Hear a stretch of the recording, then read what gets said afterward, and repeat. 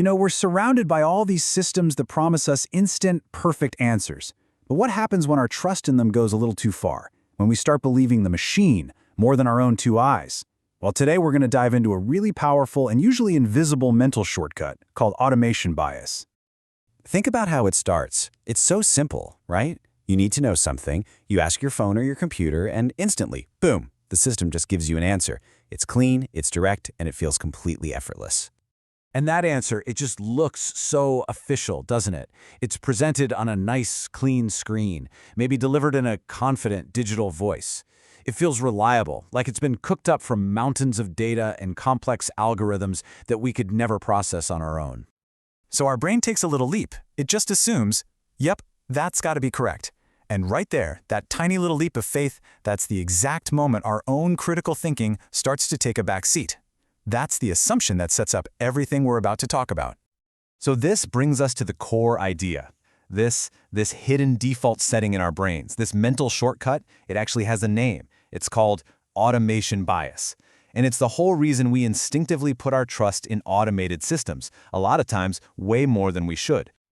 So let's get specific. What exactly is it? Well, automation bias is our natural tendency to just go with what the machine says. We favor its suggestions so much that we often end up ignoring information that contradicts it, even stuff we can see with our own eyes, and we completely forget to check for what might be really obvious errors.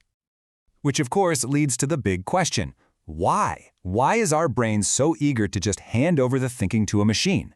It's not just that we're being lazy, it's actually because our brains are hardwired to be incredibly efficient. See, our brain absolutely loves this shortcut for a few key reasons. First off, it's just easier. It reduces our mental workload. Second, the information just feels more objective, more precise. And when that system is consistent, it builds our trust over time. And finally, deep down, we just assume that the machine was designed to be better and less biased than a person, so its answers must be more reliable. So where does this bias actually show up in our day-to-day lives? Well, let me tell you, once you learn to spot this, you are going to start seeing it absolutely everywhere.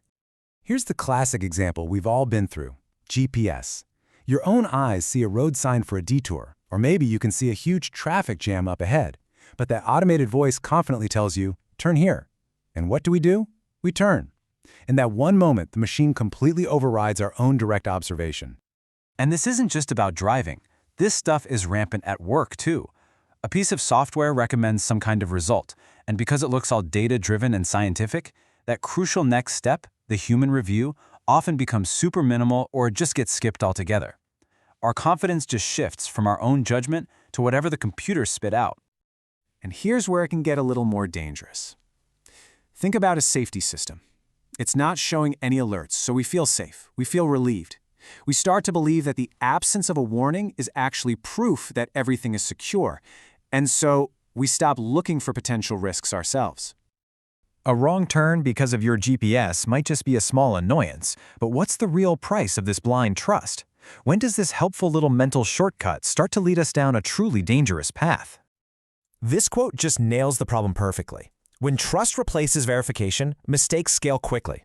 A single, tiny error in a system that we don't bother to check doesn't just stay a tiny error. No, it gets repeated, it gets amplified, it gets baked into other decisions, and it can cause this massive cascade of problems.